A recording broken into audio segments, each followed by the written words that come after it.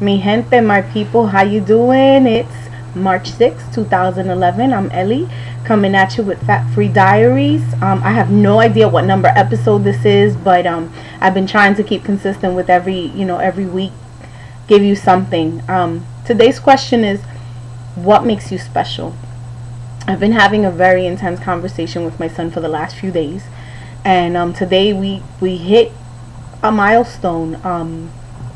When your teenage child tells you that he feels ordinary and that sometimes he doesn't feel that much, and admitting to him that we all feel that sometimes we just don't cut it, that we're just not there.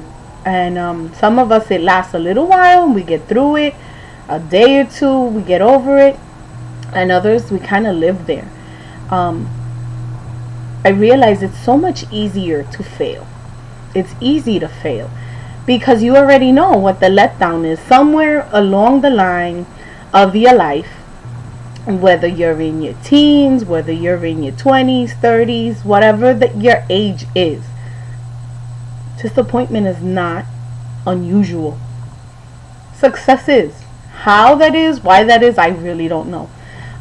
Currently I'm at 22 pounds. It's been a slow couple of weeks, and I guess maybe that's why I haven't been so enthusiastic about getting on. There hasn't been any major reason other than the fact that once I hit the 20-pound mark, I got comfortable. I figured, I'm good. And then the little Weight Watchers thing online tells me, oh, you're losing weight too fast. Well, let me slow down the progress, because it's easy to fail. It's easy to say, I'm just going to have an extra slice of pizza. Or, you know what, I'm not going to exercise today because I got so much going on. There's always so much going on. The challenge has been given to you. It's been given to you last week. I sent it out again. I sent out the video challenge midweek to remind you. 5 days. 5 days out of a 7-day week. You need to be doing something. One of my somethings this week was going up and down the stairs. I was very quick to volunteer this week to take my husband to work, or take him to the train, or let me drive my kid to school. Normally I sleep in a little bit in the morning. My husband gets up early, deals with him, and I deal with him in the afternoon, and this way everybody has some family time together. But lately I've been getting up earlier and driving him to school. And yeah, the up and down in the stairs, not so much the driving, but the up and down in the stairs has helped. I've also been really conscious of making sure that I get a couple of minutes every day. I have a 3-floor rule. If it's 3 floors, then I could take the elevator if I really need to take the elevator going up. But if it's the first or the second floor, I don't take the elevator. I try to walk the stairs. Walking down the stairs, if I have to go down, why am I going to not take the stairs? Going down is easy, and it's still an exercise. It's still an activity for your body to say, hey, get to moving, get to stepping. The challenge continues. This is week 2. If you've already started, if you haven't started, for 3 weeks, 5 days out of the week, whatever 5 days you want, I don't care. But let's get off our asses and let's do something. Anything, moving the arms. Some of you were really kind enough to share suggestions on things that you can do. Lifting up your legs, underneath your desk while you're typing, lift up them legs, do something. You cannot complain. You don't have the right to complain about yourself if you're not willing to do some kind of work to change it, to improve it in some way. You do not have the right to fail. You have, what's the word I'm looking for? You deserve to succeed. You don't deserve to fail, and you don't have the right to fail, because this is your life you're talking about. Whatever that change is, whether it's your weight like it's been for me, or if it's some other change that you need to make in your life, you know what? You need to cut off that which is holding you back. And sometimes it means cutting off, the connection, whatever that connection is, and make a new connection with something else. If it's the way it's always been a matter of, you still gotta eat, but doesn't mean that you have to keep eating that extra piece of cake, or eat those cookies without counting them. At least count them. Give yourself a limit. I'm only gonna eat 3 cookies. I'm only gonna have a little piece of cake. You know, if you know that that cake or that cookie or that little bit of ice cream is going to set you off and you're going to want more than just a little bit, then don't touch it. It's up to you to succeed, because nobody is extraordinary. You just have extraordinary moments. And, you know, for me right now, my extraordinary is to reach 216. From 240 that I was, I'm at 22 pounds on the dot. In 2 more pounds, I will have lost 10% of the weight, the extra weight that I was carrying, you know. And 3 pounds from that, which is going to be my next goal, which is 213, I'm going to have crossed as far as the BMIs. And for those of you who are not fluffy, you know, knowledgeable, BMIs are the ones that tell you whether you suck a little bit or you suck a lot. I'm sorry if you're overweight, obese, or morbidly or extreme obese. These are those charts that forget that there's, you know, people out here with curves. But nonetheless, they're charts that are really good to go by to get you moving in the right direction.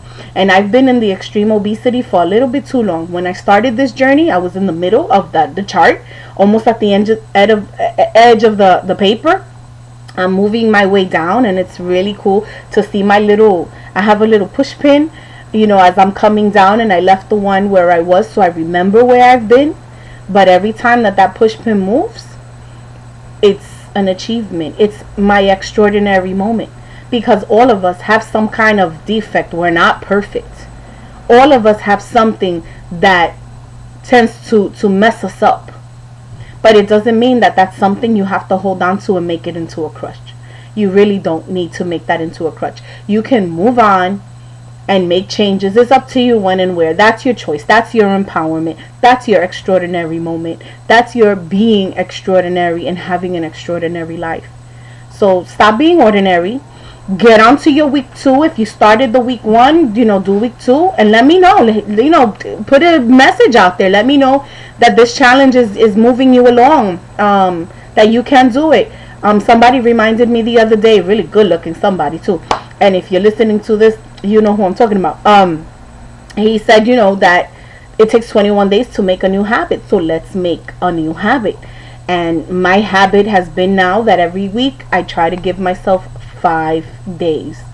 2 days you can lounge all you want, but for 5 days, even housework, people, housework, if you have those windows that you've been wanting to clean and get them ready for the spring, sand on, sand off. It's great for the arms, and it's getting you moving. So that's my time. I'm not going to extend this too much. I just want to make sure that you know that you will have extraordinary moments, and that you know that you are not ordinary, because I don't think there's any things like an ordinary person. There's no such thing as an ordinary person. But let's keep moving, man. Let's keep moving forward. I look forward to giving you good news this coming Wednesday. If I reach it, I'm going to let you know right away. If I don't reach it, I'm going to keep it to the weekend, because it's when I have some alone time and I could just be with you and not have to worry that, you know, there's other people around, and I can just kind of get open and honest with you. But come on, week 2, let's get going. If you haven't started, start. Mark the calendar, start tomorrow, start tonight, but do something. If you start in the nighttime, it's going to be really hard to sleep. I'm just going to let you know now. If you start doing exercise right before you go to sleep, you will not be able to go to sleep, because your endorphins, you know, they'll be going through shock and whatnot, and they might keep you up all night. It's worse than Bustelo. And Bustelo, for those of you who drink coffee, y'all know Bustelo keep you up for a couple of days.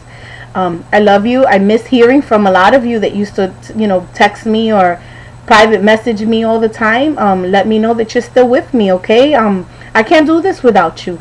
I've been good. I've been able to reach a lot, but I'm at a point right now where progress is slowing down, and I need that extra push not to lose my motivation. I need you. And if you need me, I'd love to continue to be there for you. Just let me know that we can, you know, be there for each other, all right?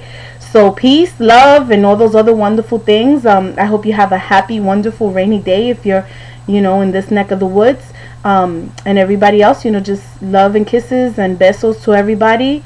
Again, thank you for, you know, being with me these 22 pounds, and I'm looking forward to, you know, keeping it moving. Take care, peace, and don't be ordinary. Okay? Ciao.